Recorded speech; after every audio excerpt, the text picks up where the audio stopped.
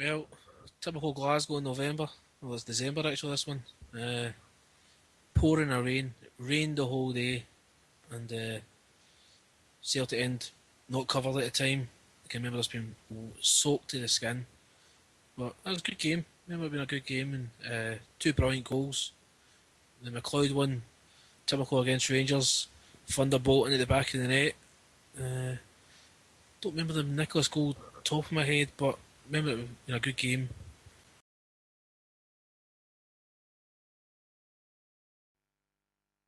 Now Proven. Inside it goes. And Nicholas does it again. 22 minutes gone. Charlie Nicholas gives Celtic the lead right out of the blue. Came back to stay onside. Across the far side, McAdam is there. McKinnon very determined. Vintage goal from Mother McLeod. Some big names in the Rangers team.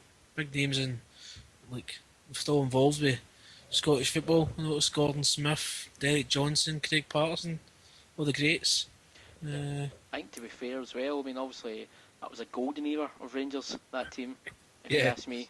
So I think they're doing their best to emulate that nowadays, hopefully. Yeah, but that was they had a great record. This was the first one in years for us in the League Cup. I remember it being talked about at the time, Celtic's hoodoo, and this was the one that kind of broke that for us. For a long time, we just hadn't done it, so it was a good win.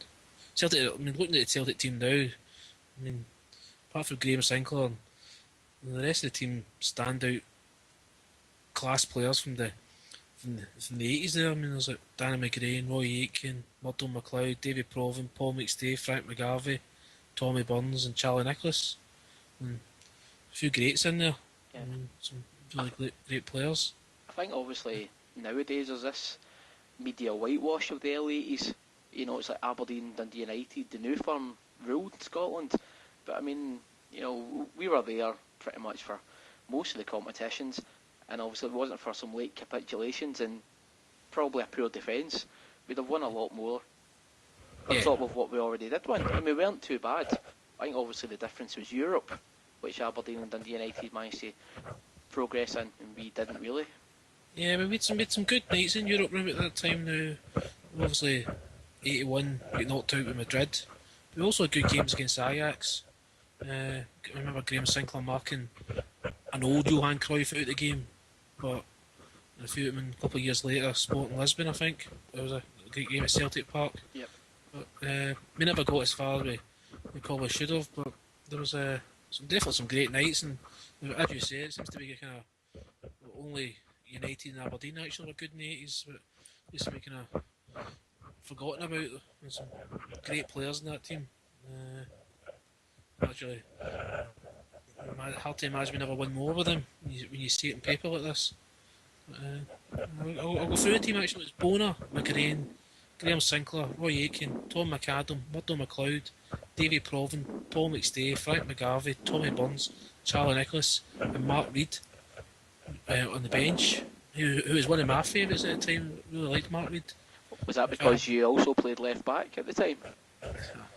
Maybe that's what it was, but I think him and Tommy Burns really linked up really well down the left side. Just always remember that from the time. I always thought it was totally underrated.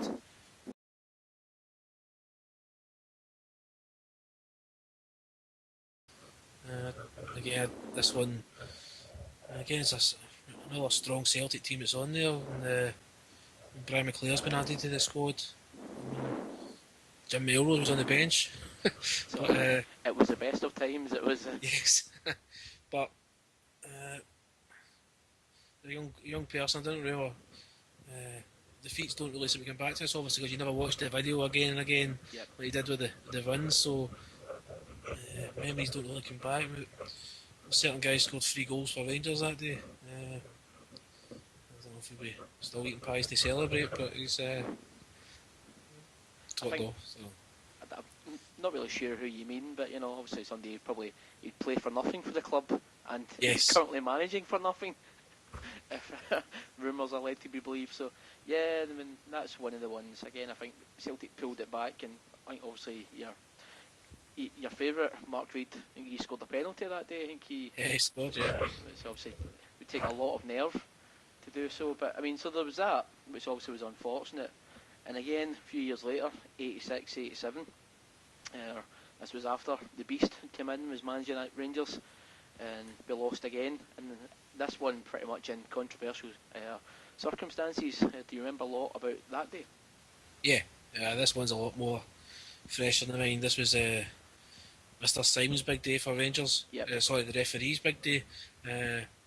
Sending off players, then bringing them back on. Davy Hay threatened to pull us out of Scotland and move to England the next day. Yeah, it was kind of. This was a kind of hard one to take. Celtic, I felt Celtic were the better team on the day by far.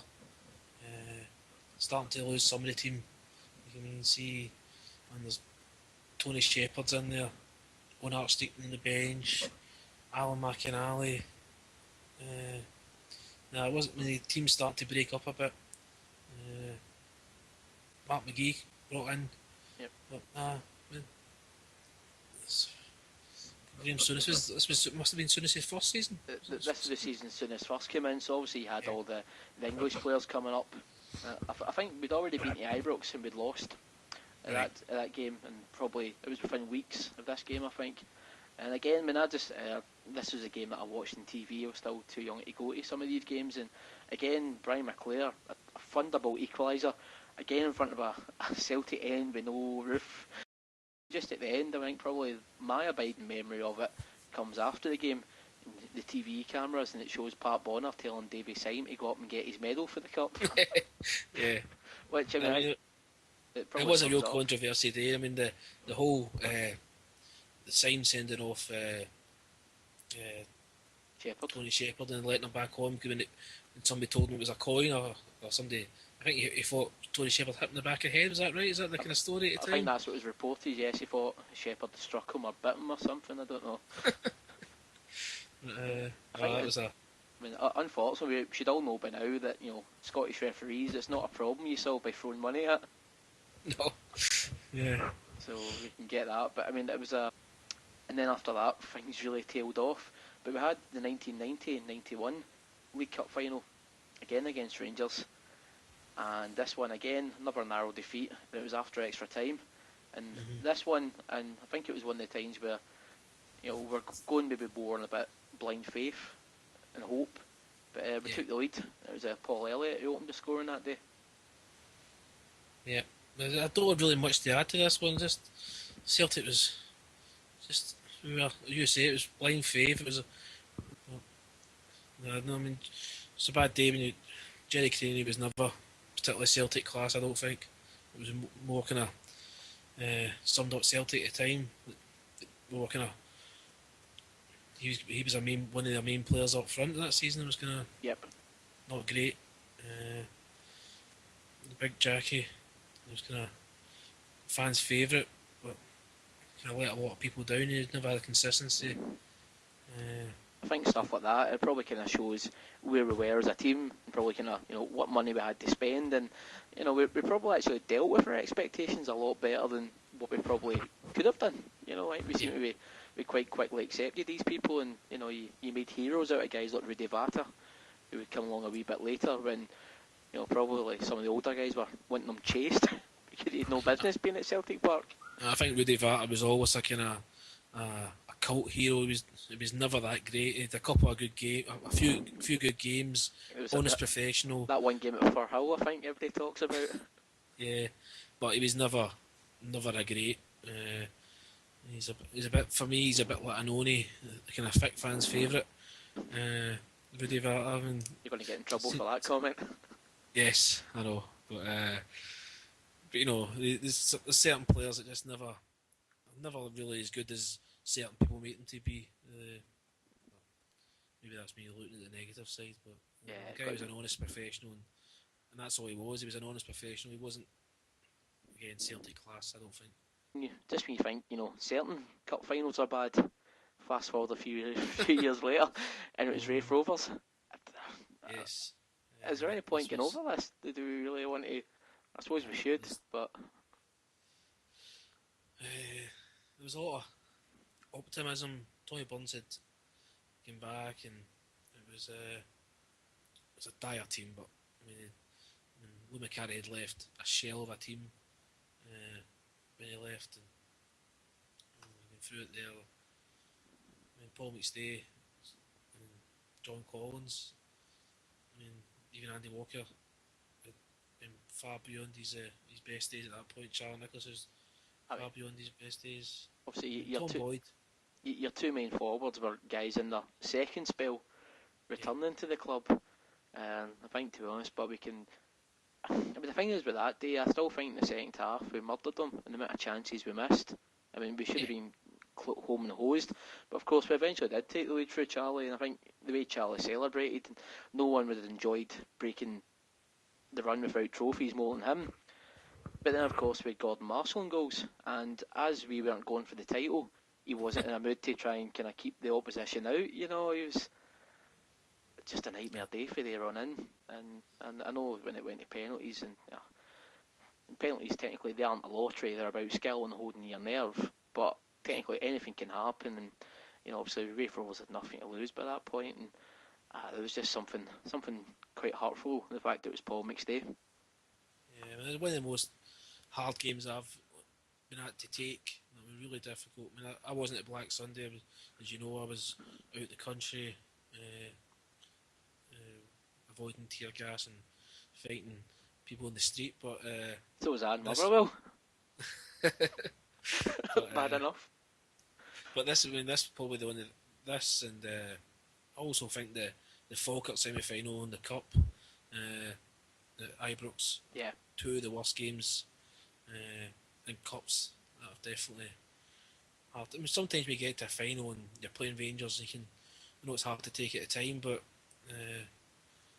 losing to Raith Rovers, we never knew we needed this monkey off our back for the trophy, and it was there. The press were loving it, Rangers fans were loving it, everybody was loving it. They were just like, oh, another year Celtic not winning something. We were desperate just to get it off the bat, just to kind of let people talk about something else.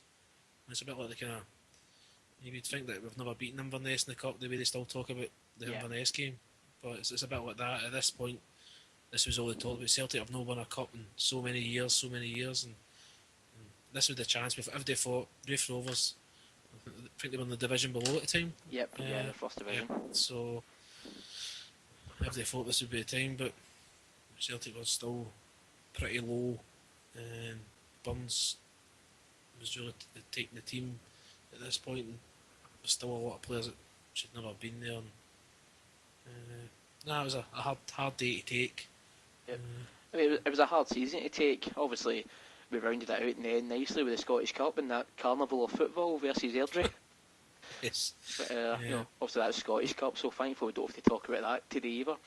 But I mean, so that was at Ibrox, and again, probably being at Ibrox made it a wee bit kick harder, just a loss. Yeah. But thankfully, you know, 97, 98, quite possible it could have been the most cataclysmic season in Scottish football for us if things didn't go well for us.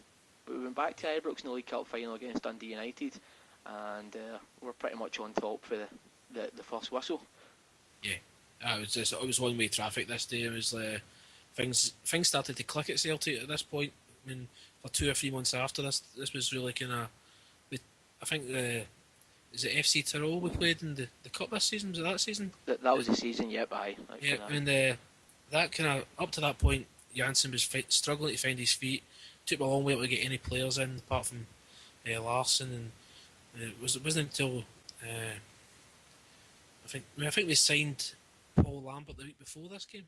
Yes, aye, he just came in just before. Yep. He obviously never he came on for like 2 minutes or something, but this was a kind of a good turning point for Celtic. Celtic to win so comfortably, and Larson had scored a brilliant goal. I mean, at the time, at the game, I was in the front row of the Copeland Road. I've never been in Copeland Road before. We normally sit every week. Exactly, I'd never been in Copeland Road. I've been I've been in the main stand quite a few times in the old enclosure in the main stand. Obviously, I've been in the Broomloan Road, the Broomloan Free, a few times, and I'd been in the old Centenary stand. I don't know if you remember that. Before they built the Govan stand, Yep. there was a you had to walk around the terrace and then pay to get in a separate stand. Was there additional tax paid on this? Extra money you paid in?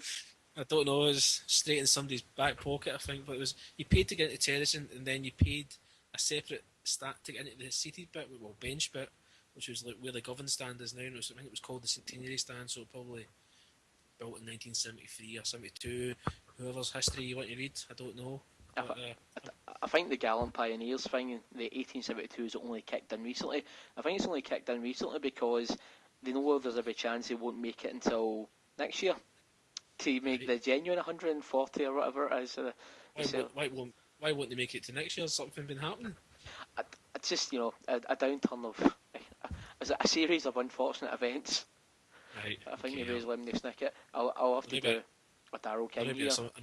Maybe another discussion about that another time, maybe. Maybe talk about that, but obviously there's legal issues surrounding this, and these internet bampots can say what they want about it, but I'm not sure if we can. Let's not go there, as they say. Yes. That was a great game. I mean, Celtic won 2-0, I think now. I think the records have changed. I think the Bullies' goals were taken off us. Who? The third goal scored by somebody. It's a question mark against it here. So Celtic won 2-0. I think did he not say one time in ESPN recently, his co-commentator, or the main commentator said this day 10 years ago you scored a goal for your club in Glasgow. He went, not interested, don't care, don't look back. So yeah, okay, we'll take that as a 2-0 win over Dundee United with a goalless second half. Yes. Childish us, absolutely. But